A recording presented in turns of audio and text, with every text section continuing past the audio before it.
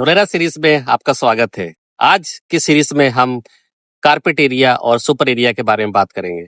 जो residential land जब हम बाय करने जाते हैं तो ये हमेशा कंफ्यूजन रहता है कि सुपर एरिया हमारा ये है बट हमें कारपेट जो है 30% कम मिल रहा है। जब आप रजिस्ट्री कराने जाते हैं तो उसमें बिल्डअप एरिया का दिया होता है। जो बिल्डअप जो एरिया हमेशा 30% ज्यादा होगा।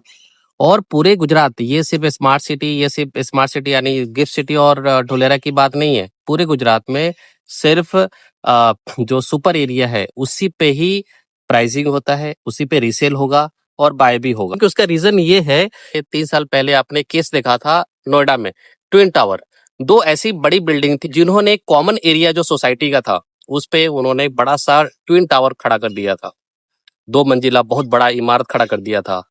फिर जब वहां के जो निवासी थे, जो सोशल RWA था, जब कंप्लेन किया तो ये सुप्रीम कोर्ट, हाई कोर्ट तक गया। फिर वहां से फैसला हुआ कि ये इलीगल कंस्ट्रक्शन हुआ है। कॉमन एरिया है, चाहे वो रोड हो या पार्क हो, जो पब्लिक पार्क है सोसाइटी का, तो उस सोसाइटी का जो पार्क है वो जो कॉमन एरिया में डिवाइड होता है। यानी अगर हमारा 100 गज है तो 100 गज से ही जो है जो सुपर एरिया है वो कॉमन रहेगा। ऐसा नहीं कि रोड जो है वो बिल्डर का रहेगा। जैसे मैं डेवलपर हूँ और मैंने बेच दिया और बाद में मेरा कोई वारिस आ जाए या मेरा कोई डिस्ट्रीब्यूट हो जाए तो फिर अननेसेसरी उसमें बवंडर होता है। ठीक है, इसलिए इसको बचने के लिए और इस तरह की जो ट्विन टावर की जो घटना हुई थी नोएडा में कुछ साल पहले, तो इस तरह की घटनाएं ना हो इसलिए वहां पर सुपर एरिया पे सेल होता है और कारपेट एरिया पे नहीं होता है। तो सुपर एरिया हमेशा 30%, जैसे कारपेट है तो कारपेट से जो है आपका सुपर से 30% कम होगा। और वो जो स्पेस है वो सोसाइटी के अंदर जाएगा। एक तो आपका रोड है सोसाइटी का, जो इंटरनल रोड है, TP रोड नहीं, टाउन प्लानिंग का रोड नहीं। और दूसरा हो गया कि आपका रेवोल्यूशन पार्क है।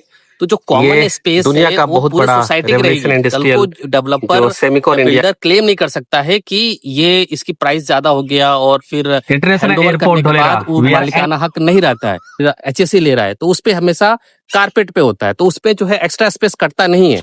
लेकिन रेसिडेंशियल जो है वो हमेशा बिल्डअप पे ही कैलकुलेट होगा। तो रजिस्ट्री जो होगी सुपर एरिया पे होगी। रजिस्ट्रार जो रजिस्ट्री करेगा और सुपर एरिया पे करेगा, कारपेट पे नहीं करेगा।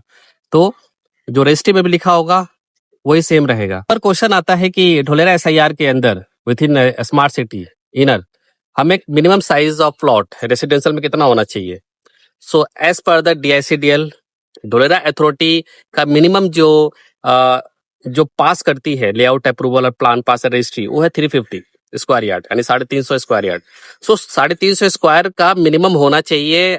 अगर हम अंदर जो smart city within SIR यानी जो 22 गांव है उसके अंदर हम अगर प्लॉट ले रहे हैं तो राइट। लेकिन अगर बाहर का, जैसे बाहर के वो ढोलेरा SIR का पार्ट नहीं है तो वहां पर 350 से नीचे अलाउ है। वहां पर ऐसा कोई लिमिटेशन नहीं है, रिस्ट्रिक्शन नहीं है। तो इसलिए जो है वहां बजट बन जाता है तो कुछ लोग लेते हैं। बट पर्सनली रिकमेंडेशन, अगर आपको चाहिए कहाँ पर लेना चाहिए कहाँ पर नहीं, तो you can call me our number. But I will not prefer to outside Dholera. हाँ, ढोलेरा आउटसाइड जो एयरपोर्ट का एरिया है वहां पर रिकमेंड जरूर करता हूँ, बट वो डिपेंड करता है कि एंट्री एग्जिट एक्सप्रेस से कैसा है। ऐसा ना हो कि एंट्री एग्जिट ही नहीं है तो फिर उसकी वैल्यूएशन ही बढ़ेगी। क्योंकि हमें इन्वेस्ट करना है तो ये सोच के करना है कि हमें अप्रिसिएशन कितना मिलेगा। If any doubt you can call me on my number two understand how it will be calculated super area है और बिल्डअप एरिया है। Thank you so much.